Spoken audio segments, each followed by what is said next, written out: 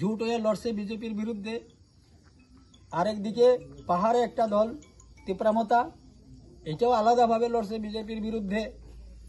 তিনটা শক্তির সঙ্গে একটা শক্তি লড়াই করছে,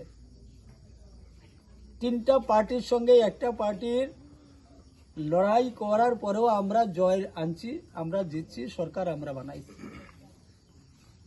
আর এখন তো আর প্রশ্নই উঠে না, এখন আর প্রশ্নই উঠে না। আগামী দিনে ত্রিপুরা রাজ্যে কংগ্রেস সিপিএম জোট আর একটা আসন পাইব, এই আশাটাও তারা ছেড়ে দিতে লাগবে। একটা এমএলএ যদি দিতে পারত না, একজন এমএলএ 60টা সিটের মধ্যে একটা সিটও আর জিতত না আগামী দিনে।